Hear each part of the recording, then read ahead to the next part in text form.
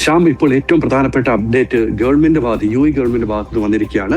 ഒരു സിവിലിയൻ അബുദാബിയിൽ ഇറാന്റെ ആക്രമണത്തിൽ മരിച്ചതായി പ്രഖ്യാപിച്ചിരിക്കുകയാണ്. ഇപ്പോൾ ഒരു സിവിലിയൻ, ഏഷ്യ വംശജനായ സിവിലിയനാണ് മരണപ്പെട്ടിരിക്കുന്ന വിവരങ്ങളാണ് പുറത്തു വന്നിരിക്കുന്നത്.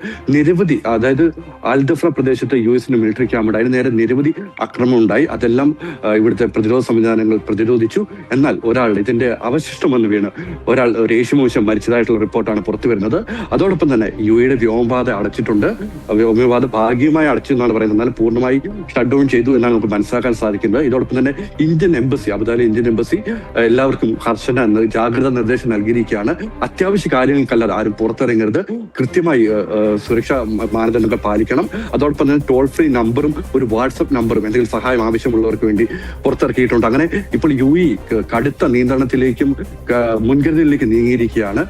ഒരു മരണം, ഇപ്പോൾ ഗൾഫ് രാജ്യത്ത് ആദ്യത്തെ മരണം ഇപ്പോൾ യു എയിലാണ് റിപ്പോർട്ട് ചെയ്തിരിക്കുന്നത്. അബുദാബിയിൽ അൽദഫ്രയിൽ ആണ് മരണം സ്ഥിരീകരിച്ചിരിക്കുന്നത്. യു എ ഗവൺമെന്റ് സ്ഥിരീകരിച്ചിരിക്കുകയാണ്. അതേപോലെ തന്നെ യു എ ഡിഫൻസ് മിനിസ്ട്രി കർശനമായ ജാഗ്രതാ നിർദ്ദേശം യു എയിലുള്ള എല്ലാ പൗരന്മാർക്കും നൽകിയിട്ടുണ്ട്. അങ്ങനെ യു എയിൽ ജനങ്ങൾ അതോടൊപ്പം തന്നെ പരിഭ്രാന്തിയിലേക്ക് നീങ്ങുന്ന ഒരു സാഹചര്യമാണ് ഉള്ളത്. എന്താണ് സംഭവിക്കുന്നതെന്ന് അറിയില്ല.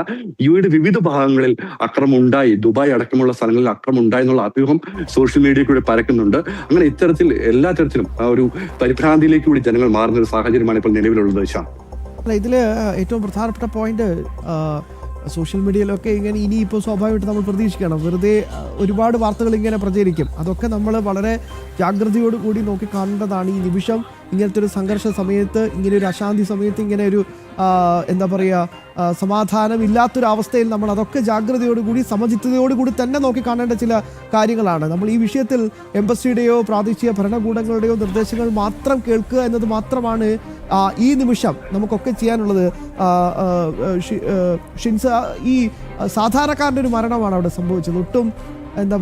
ഒട്ടും സംഭവിക്കാൻ പാടില്ലാത്ത ഒരു കാര്യമാണ് അബുദാബിയിൽ നടന്നത്. അപ്പോൾ സ്വാഭാവികമായിട്ടും ഞാൻ നേരത്തെ വായിച്ചു, യു എയുടെ ഒരു പ്രസ് ബ്രീഫിംഗ് ഉണ്ടായിരുന്നു. അവരുടെ പ്രസ്താവനയിൽ കൃത്യമായി പറയുന്നുണ്ട്, ഞങ്ങൾക്കും തിരിച്ചടിക്കാനുള്ള എല്ലാവിധ അധികാരങ്ങളും ഉണ്ട് എന്ന്. അപ്പോൾ നേരത്തെ ശ്രീ ബ്രിഗേഡിയർ മോഹൻ പിള്ളയെ ഉൾപ്പെടെയുള്ള ആളുകൾ അത് വിലയിരുത്തിക്കൊണ്ടിരിക്കുകയായിരുന്നു. ഷിൻസ്, വേറെ ഏതെങ്കിലും തരത്തിലുള്ള ഒരു ഒഫീഷ്യൽ എന്തെങ്കിലും ഒരു ബ്രീഫിംഗ് യു എയുടെ ഭാഗത്തുനിന്ന് വന്നിട്ടുണ്ടോ? യു എയുടെ ഭാഗത്ത് ഇപ്പോൾ ഉണ്ടാക്കിയ ജാഗ്രതാ നിർദ്ദേശമാണ്, ജനങ്ങൾക്ക് നൽകിയ ജാഗ്രതാ നിർദ്ദേശമാണ് യു എയുടെ ഭാഗത്ത് നിന്ന് വന്നിരിക്കുന്നത്. ഇതോടൊപ്പം തന്നെ മരണം സ്ഥിരീകരിച്ചിട്ടുള്ള വിവരവും യു എയുടെ ഭാഗത്തുനിന്നുണ്ടായി. അതോടൊപ്പം തന്നെ എല്ലാ തരത്തിലും യു എ സജ്ജമാണെന്നുള്ള രീതിയിലുള്ള വിവരവും പുറത്തു വന്നിട്ടുണ്ട്. അത് ഡിഫൻസ് മിനിസ്റ്ററാണ് അറിയിച്ചിരിക്കുന്നത്. ഏത് സാഹചര്യത്തെ നേരിടാൻ യു എ പ്രാപ്തമാണെന്നും അറിയിച്ചിട്ടുണ്ട്. ഒരു പ്രത്യാക്രമണത്തെ സംബന്ധിച്ചുള്ള വിവരങ്ങളൊന്നും യു എ ഡിഫൻസ് മിനിസ്ട്രി പുറത്തുവിട്ടിട്ടില്ല.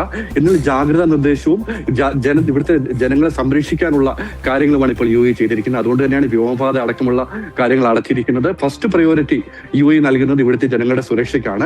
ഇപ്പോൾ അബുദാബിയിലുണ്ടായ ഒരു ആക്രമണം എന്ന് വെച്ച് കഴിഞ്ഞാൽ ആ സിവിലിന് നേരെ ഉണ്ടായ ആക്രമണമല്ല.